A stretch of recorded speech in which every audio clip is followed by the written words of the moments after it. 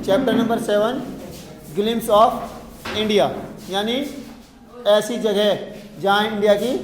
झलक मिलती है देखने को, यानी हम इंडिया के बारे में जानते हैं थोड़ा बहुत, भाई उसमें क्या क्या खासियतें हैं, क्या क्या क्वालिटीज़ हैं और उसको किस तरह से हम उसको देख सकते हैं।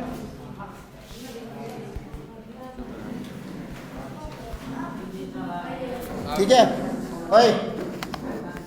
आवाज़ नहीं। तो बिफोर यू रीड हम पढ़ते हैं डिस्कस इन क्लास, यानी आज हम इस बारे में थोड़ा सा डिस्कस करते हैं। बिफोर यू रीड का मतलब है व्हाट इमेजेस, यानी क्या इमेज बोलते हैं वैसे, छवि या तस्वीर, of people end of the place, यानी कौन ऐसे बहुत सारे लोग होते हैं उनकी अलग ही छवि होती है, या प्लेस ऐसे होते हैं वो अलग ही पहचाने जाते हैं अपने किसी भी, यानी किसी भी क्षेत्र में। कम्स टू योर माइंड्स, यानी उनके बारे में तुम्हारे दिमाग में क्या क्या इमेजिन आते हैं, कि आदमी को आपसे कहा जाए कि ये आदमी है, आप इसके बारे में क्या सोचते हो, या ये एक जगह है तो उसके बारे में आप क्या सोचते हो, तो उसके बाद आपके दिमाग में जो इमेज उसके बारे में बनेगी तो उसके बारे में बोलता है वो। When you think of your our country, तो वो कहता है कि अगर हम अपने देश के बारे में सोचते हैं तो हमें हमारे दिमाग में क्या तस्वीरें बनती हैं, क्या हम सोचते हैं उसके बारे में, तो वो महसूस होता है। तो दूसरे बोलता है what parts of India have you like lived in, यानी और विजिट, वो कहता है कि तुमने भारत के कौन कौन से हिस्से में विजिट किया है, यानी यात्रा की है, चाहे तुम गए हो या तुम रहे हो वहाँ पर। Can you name some popular tourist destinations, क्या तुम कुछ ऐसे जगहों के नाम बता सकते हो जो टूरिस्ट डेस्टिनेशंस बोलते हैं, जहाँ पर टूरिस्ट यानी यात्री जो भ्रमण दूसरे देशों से या अपने देशों से घूमने के लिए जाते हैं, जिसको बोलते हैं टूरिस्ट प्लेस, यानी जो घूमने के लिए मशहूर हो, या जहाँ लोग देखने के लिए आते हो, कोई वहाँ के लिए तो सुंदरता हो, या कोई वहाँ पर कोई बिल्डिंग हो, या कोई वहाँ पर कोई ऐसी चीज़ हो जिसको दूर दूर से लोग देखने के लिए आते हैं, यानी वो आसपास नहीं दिखाई देता, स्पेशली होता है वो। तो तीसरा है you may know that apart from the British, the Dutch and the French, the Portuguese have also played a part in the history of our country, यानी अब वो हिस्ट्री में जाता है तो क्या कहता है कि यू मे नो, यानी तुम जान सकते हो, या that part from the British, यानी जैसे हमारे देश पर ब्रिटिशों ने राज किया था उनका, उसके बाद डच भी आए थे हिंदुस्तान में, और फ्रांसीसी भी आए थे, और पुर्तगाली भी आए थे, यानी जो मैन, यानी हमारे यहाँ पर जिसने शासन किया ये बाकी और लोग आए थे, सिर्फ आए तो सारे बिजनेस के लिए थे, लेकिन जो ब्रिटिश थे वो यहाँ की स्थिति को देखकर यहाँ पर रुक बैठे,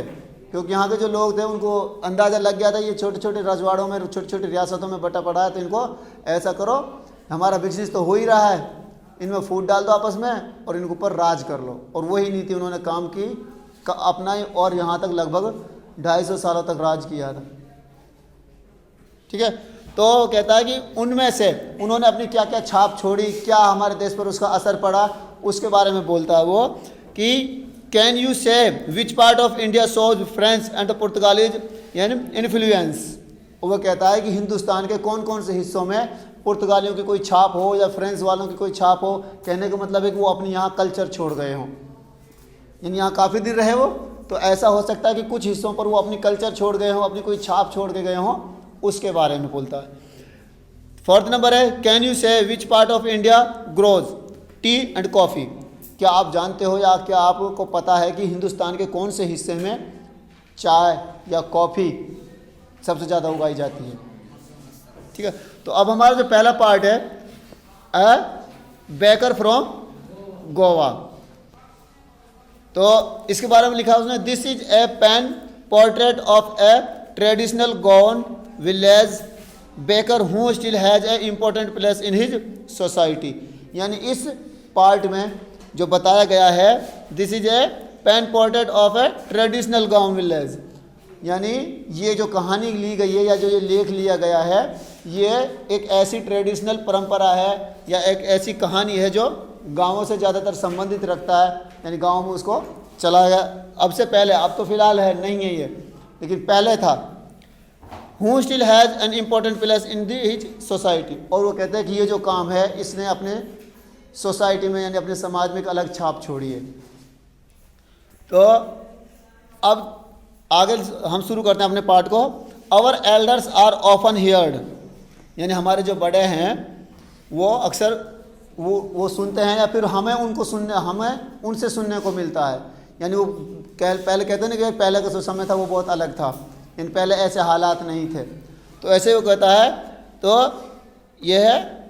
रेमिनिशिंग नॉस्टैल्जी, यानी नॉस्टैल्जिकली बोलते हैं thinking fond of the past, यानी ऐसा स्टेट ऑफ माइंड जो सिर्फ पास्ट के बारे में थोड़ा सा सोचकर बताता हो कि भाई हाँ, हमारा जो ज़माना था, हमारा जो समय था जब हम बच्चे थे, तब कैसी स्थिति थी देश की। तो वो बोलता है वो अक्सर जब उनको याद आते भाई हम बचपन में क्या करते थे, तो वो अपनी बीती हुई बातों को बच्चों को सुनाने बैठ जाते हैं। यानी आज के हालात को और अपने हालात को वो थोड़ा सा कंपेयर करते हैं, यानी कितना डिफरेंस था। About those good old Portuguese days, यानी जो पुर्तगालीज बोलते हैं, यानी जब पुर्तगाली वहाँ पर आए थे बिजनेस करने के लिए, तो उनका जो समय था उसके बारे में वो बताता है। गुड डेज यानी पुराने अच्छे दिनों के बारे में। The Portuguese and their famous loaves of bread, loaves बोलते हैं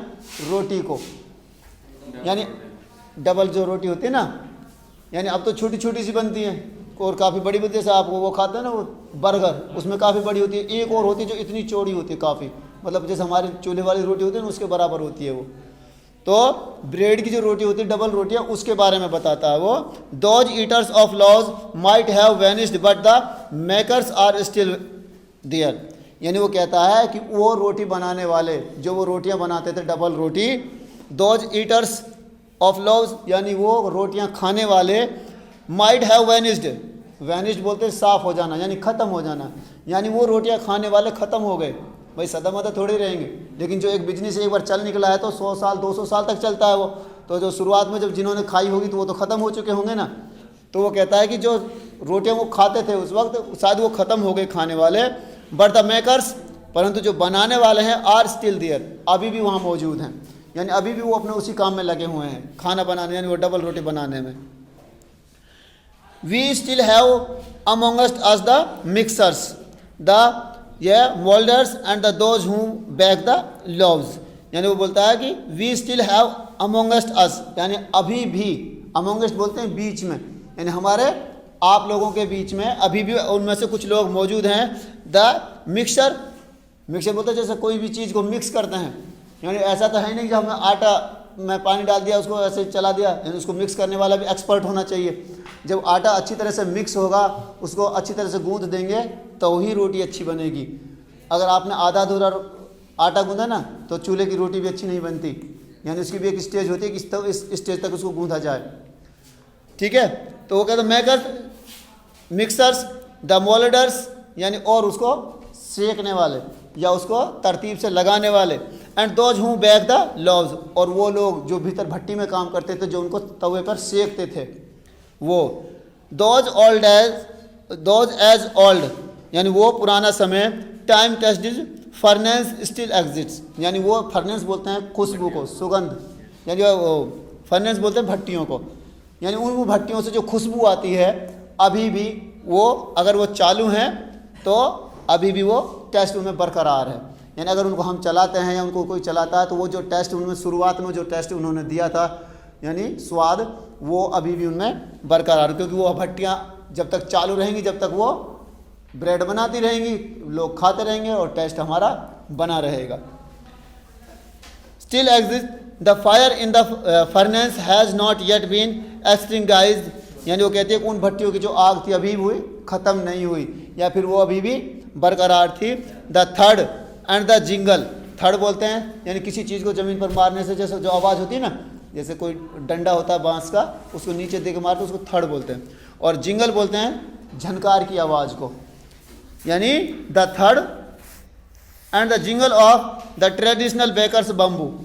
यानी जो ट्रेडिशनल बेकर्स होते थे, जो परंपरागत जिन्होंने शुरुआत की थी, उनका जो एक उनके पास एक डंडा होता था बांस का वो, और उसमें कुछ घुंघरू, यानी वो घुंघरू बांधे रखते थे,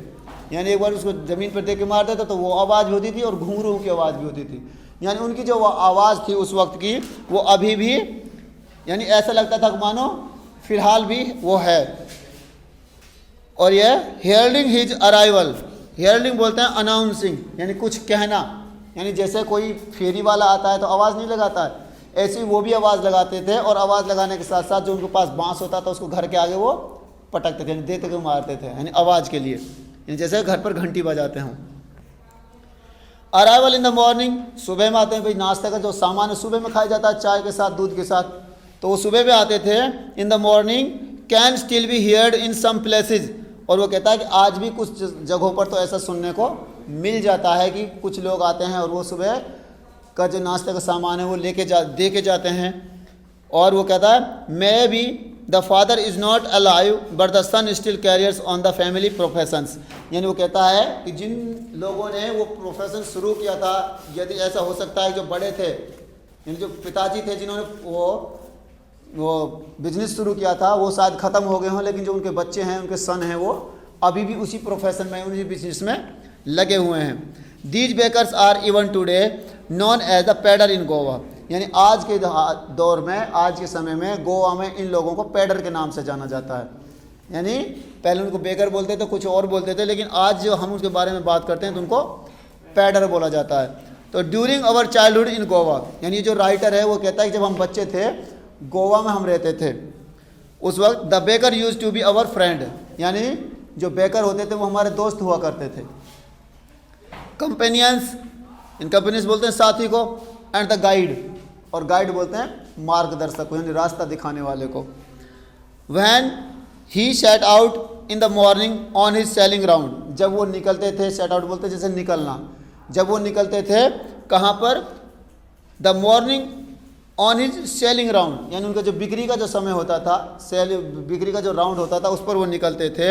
एंड देन अगेन, और जो दूसरा राउंड होता था, when he return after emptying his huge basket, यानी ऐसा होता था कि उसके जो कमर पर एक बड़ी बास्केट यानी टोकरी होती थी, और उसमें जो रोटी, डबल रोटी वगैरह जितनी भी वो सामान बनाते थे वो उसमें लेके आते थे। तो पहला राउंड होता था कि वो चीज़ लोगों को देते हुए जाते थे, यानी जैसे लगा बंदा ग्राहक होता है ना, भाई जो दूध ही आया अगर महीने के हिसाब से वो उसको पेमेंट करते हैं तो दूध रख के अपना आप चला जाता है, दूध आप चाहे उठाओ चाहे मत उठाओ। ऐसे ही वो होता था, लगे बंदे जो ग्राहक होते थे उनको दे के चला जाता था, और जब वापसी में जब उसको खाली करके सारा सामान बेचता आता था तो वापसी में फिर पैसे इकट्ठे करते हुए घर को निकलता था। और he return after emptying his huge basket, उनकी जो भारी टोकरी होती थी जब वापसी में आते थे तो वो खाली हो जाती थी। द जिंगल थर्ड, यानी वो झनकार उस डंडे की, ऑफ हिज बॉम्बू, बांस का डंडा जो था उसकी, वोक अप फ्रॉम स्लीप, यानी वो हमें नींद से जगा देता था, यानी जब वो आता था दरवाजे पर उस बांस को देके मारता था और उसमें जो आवाज़ होती थी घुंघरुओं की बजने की, उससे नींद खुल जाती थी। And we ran to meet and greet him, यानी हम उससे मिलने के लिए जाते और उससे कुछ लेने के लिए जाते, उसका स्वागत करने के लिए जाते। वाई वाज इट सो, तो वो जो ये राइटर है वो ये कहता है कि ऐसा क्यों है। पढ़ियो, कहाँ पढ़ रहे हैं, खड़ा हो जा, इधर आ जा।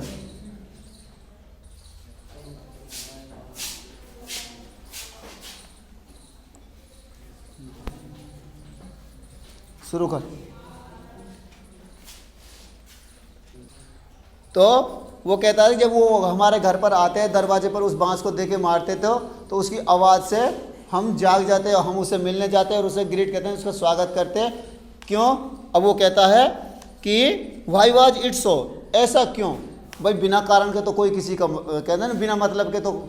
कोई बात ही नहीं बनती है।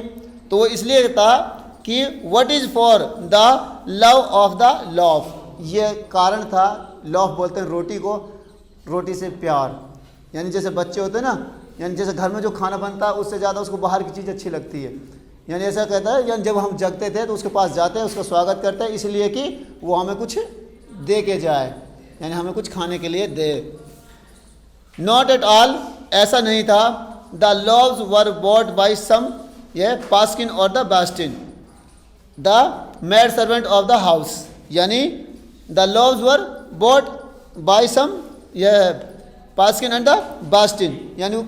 वो कहता है कि जो ज़्यादातर जो रोटियां होती थी उनको लेके आते थे, जो घर के नौकरानी होती थी या नौकर होते थे वो ही उससे उसको लेके आते थे, यानी वही उसके पास जाते थे और वहाँ से वो रोटियाँ ले लेती थी। What we longed for were those breads bangles which we choose carefully. यह ब्रेड बैंगल्स, बैंगल्स माने होती है चूड़ियाँ होती है ना। कई बार ऐसा होता है जैसे खाना बनाते हैं, यानी जैसे रोटियों को सेकते हैं तो कई बार रोटी टूट जाती है, या फिर कई बार उसमें से आधा टुकड़ा इधर होता है आधा इधर हो जाता है, यानी जैसे रोटियों के जो टुकड़े नीचे लास्ट में जो बच जाते थे वो उन चूड़ियों, उनको कहा उन्होंने चूड़ियाँ, यानी जो छोटे छोटे टुकड़े थे उन रोटियों में से टुकड़े रह जाते थे उनको बैंगल्स बोलते थे, यानी ब्रेड बैंगल्स। यानी उन चूड़ियों के लिए हम उनके पास आते थे कि ताकि वो हमको वो दे देते। तो what we long for were those bread bangles which we choose carefully, यानी हम उनको सावधानी से उस बास्केट में से निकाल लेते थे जो हमको अच्छी लगती थी। समटाइम्स, कभी कभी, it was sweet bread of special make, और कभी कभी तो उनमें ऐसे टुकड़े आ जाते थे, ऐसी चूड़ियाँ यानी ऐसी जो ज़्यादा सिक जाती हैं ना उनको, जैसे कई बार कढ़ाई करते हैं, गुलगुले पकौड़ा बनाते हैं तो उसमें छोटे छोटे टुकड़े रह जाते हैं ना कढ़ाई में तेल में, वो बाद में वो टाइट हो जाते हैं, वो फिर कुरकुरे लगते हैं। तो ऐसी चीज़ों के लिए ये तलाश करते थे। तो वो कहता है कि कभी कभी जैसे मीठे जो ब्रेड वो बनाते थे, रोटियां बनाते थे, उसके टुकड़े मिल जाते थे तो वो हमें काफ़ी अच्छे लगते थे। और the baker made his musical entry on the sense with the Zhang Zhang sound of his specially made bamboo staff, यानी उनका जो स्टाफ था, जितने भी वो आदमी उसमें काम करते थे, तो कहता है the baker made his musical entry, यानी उसकी जो एंट्री होती थी घर में आने की वो म्यूजिकल होती थी, यानी आने से पहले वो घर के बाहर उस बम्बू को बजा कर यानी नीचे दे के मारते थे एक स्पेशली ट्यून में, यानी धुन के, तो जिससे वो आवाज़ थी वो अच्छी लगती थी। With the Zhang Zhang sound of his specially made bamboo staff, यानी जो स्टाफ था उसमें झैंग झैंग की जो आवाज़ थी वो करते थे ताकि जो अंदर से लोग आ जाएं और हमारा जो सामान है वो खरीद लें। One hand supported the basket on his head and the other banged the bamboo on the ground, यानी कहता है कि एक हाथ से वो अपनी टोकरी को पकड़े रखते थे और दूसरे हाथ से उस बम्बू को ज़मीन पर मारते थे जिससे आवाज़ आती थी। He would greet the lady of the house with good morning, greet बोलते जैसे स्वागत करना या उसका अभिवादन करना, यानी जो घर की लेडी होती थी सब उसको गुड मॉर्निंग कहकर उसका स्वागत करती थी। And then place his basket on the vertical bamboo, और उस बास्केट को उस जो बम्बू का जो उसमें डंडा होता था उसके ऊपर रख देता था, और उसके बाद उसमें से रोटियां जितनी वो निकालना चाहता था वो निकाल कर दे देता था। वी किड्स, हम बच्चे, would be pushed aside with a mild rebuke and the loaves would be delivered to the servants, यानी वो कहता है कि जब हम बच्चे छोटे छोटे थे हम जाते थे लेने के लिए तो हमें पुल्ड असाइड बोलते हैं, एक तरफ धक्का दे देना, यानी एक तरफ कर देना, यानी उन रोटियों को बच्चों को नहीं देकर जो घर के नौकर होते थे या बड़े लोग होते थे उनको देकर हम बच्चों को एक तरफ एक साइड में धकेल दिया जाता था। तो उसके बाद but we would not give up, परंतु हम इतने सही नहीं थे कि हम एक बार में ही मान जाते, यानी हम उस बात को कोशिश करते थे। हम कोशिश एक बार हटा दिया जाता फिर कोशिश करते, दोबारा हटा दिया जाता फिर कोशिश करते। तो वो कहता है but we would not give up, हम उसको तब तक नहीं छोड़ते थे। We would climb a bench or the ये parapet and deep into the basket, यानी हम किसी बेंच पर चढ़कर यानी इधर उधर से उस पर झांक लेते थे, यानी उसको हम देख लेते थे कि वो टोकरी में कितने हैं या हमारे मतलब की कोई चीज़ है या नहीं है। वो I can still recall the typical fragrance of those loaves, यानी टिपिकल बोलते हैं यानी स्पेशली जो आवाज़ थी, यानी एकदम अजीबोगरीब वो खुशबू जो उन रोटियों से पहले जब आती थी वो खुशबू आज भी मुझे याद है। Loaves for the elders and the bangle for the children, यानी वो कहता है कि जो बड़ी बड़ी रोटियां थी वो बड़ों के लिए होती थी, यानी जो बड़े आदमी औरत होती थी, और जो बैंगल्स होती थी वो छोटे बच्चों के लिए होते थे, यानी छोटे छोटे जो टुकड़े होते थे वो छोटे बच्चों के लिए होते थे।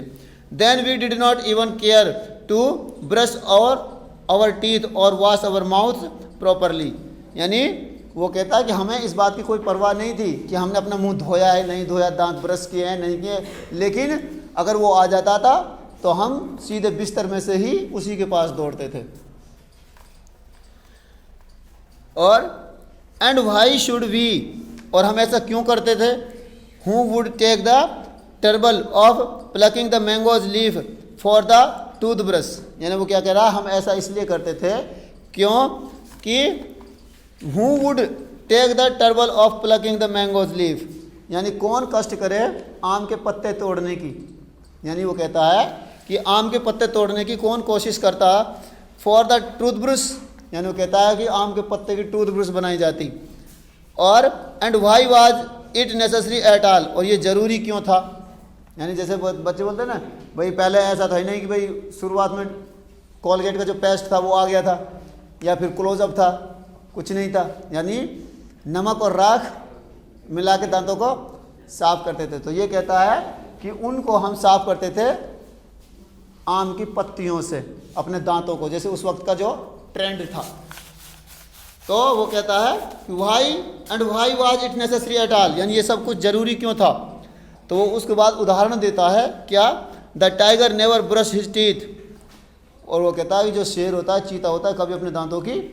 ब्रश नहीं करता, लेकिन कभी उसके दांतों में कीड़ा भी नहीं लगता, कभी वो काले भी नहीं पड़ते, पीले भी नहीं पड़ते, क्यों? वो ये कहता है hot T would wash and clean up everything so nicely after all, और कहता है कि जब हम खड़े होते हैं गरम गरम चाय पीने के बाद सारा मुंह साफ हो जाता है नीचे तक के लिए, कोई गंदगी नहीं बचती उससे। तो वो कहता है कि हमें कोई ब्रश की ज़रूरत नहीं थी। तो वो अपनी तुलना शेर से करता है, कहते हैं कि शेर को ब्रश करने की ज़रूरत नहीं पड़ती, अपना आप हो जाती है। तो उसके बाद है मैरिज गिफ्ट्स आर ये meaningless without the sweet bread known as the bol, यानी अब वो कहता है कि एक बोल नाम की एक स्वीट थी जो तैयार की जाती थी इन बेकरों के द्वारा ही। तो वो कहता है कि कोई भी मैरिज यानी कोई भी शादी समारोह उस बोल के, यानी अगर बोल उसमें ना हो तो उस शादी या समारोह में कोई भी मज़ा नहीं आता था। जैसे आमतौर पर हम जो किसी भी शादी में जाते हैं, ख़ासतौर से जो मुसलमान जो कैटेगरी है, अगर मीठ ना हो तो कोई शादी वादी नहीं होती ख़ास तौर से। लेकिन अब ये ट्रेंड थोड़ा ख़त्म होता जा रहा है क्योंकि जो नमकीन है या मीठ पर इतना ध्यान नहीं दिया जा रहा है। लेकिन कहते हैं ना कि जो वो अपने उसी अंदाज में कहता है कि ये बॉल नाम की एक स्वीट थी, मिठाई थी, अगर वो किसी शादी समारोह में नहीं बनी तो हर आदमी यही कहता था कि ये कोई शादी वादी नहीं है, इसमें बॉल तो है ही नहीं, इसलिए उसको बहुत ज़्यादा अच्छा माना जाता था, यानी वो स्वादिष्ट भी थी और उसको सब लोग पसंद करते थे। Just as a party on और ए फीस्ट, चाहे कोई पार्टी हो छोटी, शादी समारोह ना हो, चाहे कोई छोटी पार्टी हो या कोई छोटा खाना यानी कोई दावत दो, और a feast close its charm without bread, और कोई भी खाना हो कोई भी प्रोग्राम हो उसमें इस स्वीट का होना बहुत ज़रूरी था कि खाना खाने के बाद उसको लोग कंपलसरी मानते थे, यानी उससे खाना, जैसे आमतौर पर लोग बोलते हैं यार खाना खाने के बाद मीठा खा लेना चाहिए, हजमात अच्छे होते हैं, इसीलिए। तो not enough can be said to show how important a baker can be for a village, और वो कैसा क्या कहता अब, not enough can be said, यानी ये कहना पर्याप्त नहीं होगा, या फिर ऐसा कहते हैं ना कि कोई चीज़ है कि जिसके बारे में कहा जाता है to show how important a baker, यानी कि एक बेकर कितना इम्पोर्टेंट हो सकता था, किसके लिए, can be for a village, एक गांव के लिए, यानी एक गांव के लिए जो बेकर था वो कितना इम्पोर्टेंट हो सकता है, इसके बारे में कुछ कहा नहीं जा सकता था, क्योंकि सुबह से शुरुआत उसी से होती थी, तो इम्पोर्टेंट तो वो था ही। The lady of the house must prepare sandwiches on the occasion of her daughter's engagement, यानी जो घर की औरतें होती थी वो अपनी लड़की की जब उसकी इंगेजमेंट होती थी, शादी सगाई होती थी, तो उसके ऊपर वो सैंडविचेज बनाती थी, डॉटर्स इंगेजमेंट सैंडविचेज बनाती थी। कैक्स एंड द बॉली हैंड्स are the must for the Christmas as well as other festivals, यानी जिस समय जिस मिठाई का या जिस खाने का ट्रेंड होता है वो अपने त्योहारों पर या किसी भी ओकेजन यानी समारोह, शादी समारोह हो, कोई भी समारोह हो, प्रोग्राम हो, उसमें ये सारी चीज़ें बनाती थी। तो जो जिस किसी के लड़की की सगाई होती थी वो अपने घर में सैंडविचेज बनाती थी, कैक्स बनाती थी, और ये बॉलिनेस ये एक मिठाई थी जो वो उसी दौरान यानी किसी प्रोग्राम के दौरान ही उसको तैयार किया जाता था। Are a must of Christmas as well as other festivals, और जैसे दूसरे त्योहारों पर वो चीज़ बनाई जाती थी ऐसे ही क्रिसमस पर भी उन मिठाइयों को या उन ब्रेड को बनाया जाता था, तैयार किया जाता था। दस इस तरह से the presence of the baker's furnace in the village is absolutely essential, यानी इसीलिए जो बेकर्स होते थे उनकी मौजूदगी गांव में बहुत ही ज़्यादा मायने रखती थी, कि वो बहुत ज़्यादा कंपलसरी थे। द बेकर और bread seller of those days had a particular dress, यानी जो बेकर्स होते थे या सेलर होते थे ब्रेड या वो जो भी चीज़ बेचते थे उनकी एक पर्टिकुलर ड्रेस होती थी विशेष तौर पर, यानी अगर कोई आदमी उस ड्रेस में नहीं जाता था तो उस आदमी को उस दिन सेलिंग पे भेजते ही नहीं थे। तो द बेकर्स और the bread seller of those days, यानी उन दिनों के जो सेलर्स थे ब्रेड सेलर्स, उनकी एक स्पेशल ही ड्रेस होती थी, हैड यह पिकुलियर ड्रेस, यानी एकदम अलग ड्रेस होती थी। एज द कबाई, यानी उस दौरान उसको उस ड्रेस को जिसको बेकर जो ब्रेड बेचता था पहनकर उसको कबाई बोलते थे, not kabai, kabai. It was a single piece long frock reaching down to the knees, यानी एक लंबा जैसे कोट होता ना लबादा, यानी लेकर कंधों से लेकर और टखनों तक, यानी ऊपर से नीचे तक एक लंबा सूट, यानी उसमें कहीं नीचे ऐसा नहीं कि भाई कमर से ऊपर ऊपर का अलग हो गया, कमर से नीचे नीचे का अलग हो गया, जैसे आमतौर पर अब हम जैसे पैंट शर्ट डालते हैं ऐसे। और वो कहता है कि वो पूरा एक ही पीस होता था कंधे से लेकर टखने तक। Need in our childhood we saw bakers wearing a shirt and the trouser, और हमारे दौरान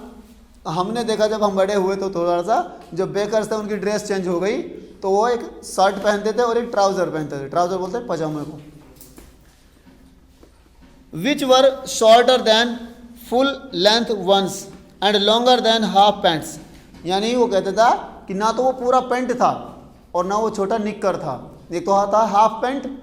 और एक होता है फुल पैंट। फुल पैंट होता है टखनों से नीचे तक भी, यानी टखनों तक, और हाफ होता है घुटने तक, वो होता था घुटने और टखने के बीच वाला, यानी मिडिल साइज का, मीडियम साइज का। तो वो कहता है कि विच were shorter than full length, यानी वो पूरे लंबे जो पैंट होते थे उनसे तो छोटा था, और वो कहता है कि हाफ पैंट से वो बड़ा होता था, जो हाफ पैंट जिसको बोलते हैं निक्कर, उससे वो बड़ा होता था। इवन टुडे आज भी anyone who wears a half pant which reaches just below the knees invite the comments that he is a dressed like a kabai, यानी वो कहता है कि अगर आज भी कोई ऐसी ड्रेस पहन लेता है, ना तो वो पूरा पैंट हो ना छोटा हो, बीच वाला हो, तो लोग उसको मजाक के तौर पर कहते हैं कि ये तो कबाई है, यानी जैसे बोलते हैं ना ऐसा होता है ना कई बार भाई, जैसे कोई भी बच्चा स्कूल में पढ़ता है लेकिन वो कुर्ता पजामा डालकर टोपी डाल कर पढ़ रहा है और मुल्ला जी कहाँ जा रहा है, जबकि वो मुल्ला जी थोड़ी होता है, ऐसे बोलता है ना। तो ऐसे ही बोलते थे, अगर वो इस तरह की कोई ड्रेस वो डालकर कोई भी निकलता था तो उसको कबाई बोल देते थे मजाक के तौर पर। और